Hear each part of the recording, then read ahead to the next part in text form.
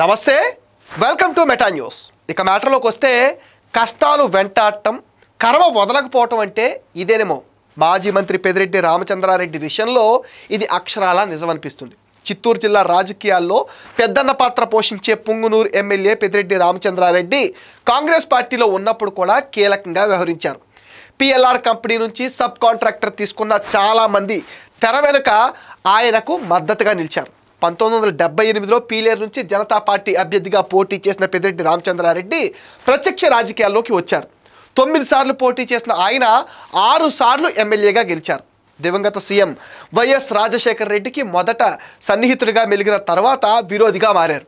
ఆ తర్వాత 2009 ఎన్నికల్లో వైఎస్ఆర్కు చేరువైన పెద్దిరెడ్డి రామచంద్రారెడ్డి అటవీ శాఖ మంత్రిగా బాధ్యతలు కూడా నిర్వహించారు. వైఎస్ఆర్ అకాల మరణం తర్వాత కె రోసయ్య క్యాబినెట్లో కూడా అటవీ పర్యావరణ శాఖల అండ్ గనుల శాఖ మంత్రిగా కూడా ఆయన పనిచేశారు. కుప్పం, పలమనేరు, పొంగనూరు, నగరి, చిత్తూరు నియోజకవర్గాల్లో ఎస్సీ బీసీ నేతలంతా ఈయన కనుసరణలోనే నడిచేవారు. రాజకీయ పరిణామాల నేపథ్యంలో పెద్దిరెడ్డి కుటుంబం వైఎస్ జగన్ సారథ్యంలోని వైసీపీలోకి చేరింది.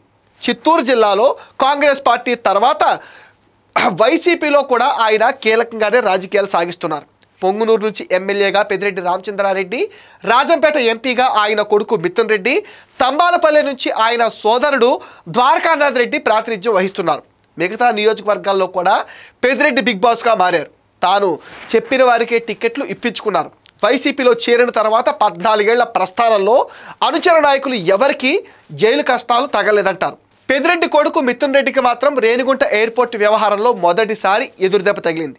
2019 ఎన్నికల్లో వైసీపీ అధికారంలోకి వచ్చిన తర్వాత ఎమ్మెల్యే పెద్దిరెడ్డి రామచంద్రారెడ్డి మళ్ళీ అటవీ పర్యావరణ గనుల శాఖ దక్కించుకోవడం ద్వారా చక్రం తిప్పారు. రాయలసీమలోనే కాకుండా రాష్ట్రంలో గనుల నిర్వహణ వ్యవహారంలో ఇష్టారాజ్యంగా వ్యవహరించారు. కూటమి అధికారంలోకి రాగానే విచారణకు ఆదేశించిన ప్రభుత్వం అనేక కేసులు తెరపైకి తీసుకొచ్చింది. సుదీర్ఘ రాజకీయ ప్రస్థానం సాగించిన పెద్దిరెడ్డికి ఇప్పుడు కేసులు అంటే ఏంటో తెలుస్తున్నాయి. 2016 జనవరిలో రేణిగుంట విమానాశ్రయంలో బోర్డింగ్ పాస్ జారీ చేసే విషయంలో ఎయిర్ ఇండియా మేనేజర్తో జరిగిన గొడవ కారణంగా ఎంపీ మిథున్ రెడ్డి, శ్రీకాళహస్తి మాజీ ఎమ్మెల్యే బిఎఫ్ మధుసూదన్ రెడ్డిని అరెస్ట్ చేశారు. అదే నెల 17వ తేదీ వారు బెయిల్ పైన విడుదలయ్యారు. ఢిల్లీ నుంచి వస్తున్న ఆయనను చెన్నైలో పోలీసులు అదుపులోకి తీసుకుని నెల్లూరు జిల్లా జైలుకు రిమాండ్కి తరలించారు. పెద్దిరెడ్డి రామచంద్రారెడ్డి రాజకీయ ప్రస్థానంలో వారి కుటుంబం నుంచి ఆయన కొడుకే మొదటిసారి జైలు జీవితం అనుభవిస్తున్నాడు. 2024 ఎన్నికల్లో వారిద్దరూ తమ నామినేషన్ పత్రాలతో పాటు సమర్పించిన ఎన్నికల అఫిడవిట్లో తమపై ఎలాంటి క్రిమినల్ కేసులు లేవంటూ స్పష్టం చేశారు. కానీ ఇప్పుడు అటు కొడుకు మిథున్ రెడ్డి, తండ్రి పెద్దిరెడ్డి మీద అనేక కేసులు కూడా ఉన్నాయి. మదనపల్లె సబ్ కలెక్టర్ ఆఫీసులో జరిగిన ఫైళ్ల దహనం కేసులో పెద్దిరెడ్డి బుక్ అయ్యే అవకాశాలు చాలా కనిపిస్తున్నాయి. మాజీ ఆర్డీఓ మురళిని తిరుపతిలో పోలీసులు అదుపులోకి తీసుకోవడం సంచలనం రేపుతుంది. సుప్రీంకోర్టు బెయిల్ రద్దు చేయడంతో మురళిని సిట్ పోలీసులు అదుపులోకి తీసుకున్నారు. మాజీ ఆర్డీఓ ఎం కాసప్ప మురళికి మధ్యంతర బెయిల్ రద్దు చేసింది సుప్రీంకోర్టు. మురళి ఆర్డీఓగా ఉన్నప్పుడు వేల ఎకరాల అసైన్ భూముల్ని 22A జాబితా నుంచి తొలగించి ప్రైవేట్ వ్యక్తులకు దారాదత్తం చేశాడని సిట్ నిర్ధారించింది. ఆ ప్రైవేట్ వ్యక్తులు పెద్దిరెడ్డి కుటుంబ సభ్యులు, బంధువులు, సన్నిహితులు అని సిట్ తేల్చింది. కూటమి ప్రభుత్వం ఏర్పాటు కాగానే గత జూలై 21వ తేదీన ఆ ఆధారాలున్న ఫైల్స్ తగలబెట్టారు. 2024 జూలై 21న సబ్ కలెక్టర్ కార్యాలయంలో మంటలు చెలరేగి విలువైన పలు దస్త్రాలు దగ్ధమయ్యాయి. 2022 అక్టోబర్ నుంచి 2024 ఫిబ్రవరి 5 వరకు మదనపల్లిలో ఆర్డీఓగా పనిచేశారు మురళి. ఈ ఫైళ్ల దహనం కేసులో మురళి ప్రధాన నిందితుడు. జూన్ 2న ఇచ్చిన మధ్యంతర బెయిల్ రద్దు చేసింది సుప్రీంకోర్టు. తాజాగా మాజీ ఆర్డీఓ మురళి నోరు విప్పితే మాత్రం పెద్దిరెడ్డి అరెస్టు తప్పదంటున్నారు. పెద్దిరెడ్డి కుటుంబానికి తాజాగా పెద్ద కష్టమే వచ్చింది. పెద్దిరెడ్డి పైన అసైన్డ్ భూముల ఆక్రమణ, గనుల వ్యవహారం పైన విచారణ జరుగుతుంది. అటవీ భూములను ఆక్రమించుకుని గెస్ట్ హౌస్ కట్టాడని కేసు కూడా నడుస్తుంది. చిత్తూరు జిల్లా మదనపల్లి సబ్ కలెక్టర్ కార్యాలయంలో రికార్డులు దగ్ధమైన వ్యవహారం మొత్తం పెద్దిరెడ్డి చుట్టూనే పరిభ్రమిస్తోంది. ఉమ్మడి చిత్తూరు జిల్లా కడప నుంచి విభజించిన అన్నమయ్య జిల్లా కేంద్రం రాయచోటి ప్రాంతంలో ప్రభుత్వ భూములు ఆక్రమణ, డీకేటీ భూములు, నిషేధిత భూములను పట్టాలు చేయించుకున్న వ్యవహారం తెరపైకి వచ్చింది. ఈ కేసులో పెద్దిరెడ్డి కీలక అనుచరులు కూడా అరెస్ట్ అయ్యేవారు. వారిలో 2 ఆర్డీఓ స్థాయి అధికారులు కూడా ఉన్నారు. ఆయన కొడుకు రాజంపేట ఎంపీ మిథున్ రెడ్డి ఏకంగా లిక్కర్ స్కామ్లో ఆయన పేరు బయటకు వచ్చేసింది. సుప్రీంకోర్టు ముందస్తు బెయిల్ తిరస్కరణకు గురికాగా కోర్టు ఆదేశాల మేరకు జూలై 19వ తేదీన సిట్ ఎదుట విచారణకు హాజరయ్యారు.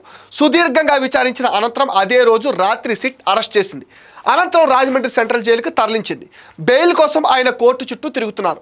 అంతకు ముందు ఏపీ లిక్కర్ కేసులో వైసీపీ ఎంపీ మిథున్ రెడ్డికి కొద్ది రోజుల పాటు మధ్యంతర బెయిల్ మంజూరు చేసింది విజయవాడ ఏసీబీ కోర్టు. ఉపరాష్ట్రపతి ఎన్నికల్లో ఓటు వేశాక ఆయన ఈ నెల 11వ తేదీన జైల్లో లొంగిపోయారు.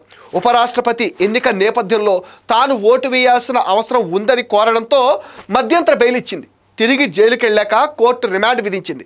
సిట్ 5 రోజుల కస్టడీ కోరితే 2 రోజుల కస్టడీకి మాత్రమే కోర్టు అనుమతి ఇచ్చింది. కోర్టు అనుమతితో 2 రోజులు మిథున్ రెడ్డిని అదుపులోకి తీసుకుని సిట్ అధికారులు విచారించారు. ఈ కేసులో మిథున్ రెడ్డి పాత్ర, ఇతర నిందితులతో ఉన్న సంబంధాలపైన సిట్ ప్రధానంగా దృష్టి సారించి ప్రశ్నించినట్టుగా మనకు తెలుస్తుంది. కొడుకు మిథున్ రెడ్డి జైల్లో ఉండగానే తండ్రి కూడా అరెస్ట్ అయి జైలు పాలు కావటం ఖాయంగా కనిపిస్తుంది. మొత్తం మీద ఏదో ఒక కేసులో పెద్దిరెడ్డికి రాబోయే రోజుల్లో జైలు యోగం తప్పేలా లేదు. అక్రమ కేసులో భయపడటం, ధీటుగా ఎదుర్కొంటామని ఎంపీ మిథున్ రెడ్డి, ఆయన తండ్రి ఎమ్మెల్యే పెద్దిరెడ్డి రామచంద్రారెడ్డి పదే పదే చెబుతున్నా వారిలో భయం మాత్రం చాలా స్పష్టంగా కనపడుతుంది. ఇది మెటా న్యూస్ అప్డేట్. ఈ వీడియో పైన మీ విలువైన ఒపీనియన్ని కామెంట్ సెక్షన్లో మెన్షన్ చేయండి. మీరు ఇచ్చే కామెంట్స్తో మరిన్ని ఇంట్రెస్టింగ్ వీడియోస్ మీకు అందిస్తాను. అండ్ మీరేం చేయాలో మీకు తెలుసుగా, ఈ వీడియోస్ని లైక్ చేయండి, షేర్ చేయండి, మెటా న్యూస్ని సపోర్ట్ చేయండి, సబ్స్క్రైబ్ చేయండి.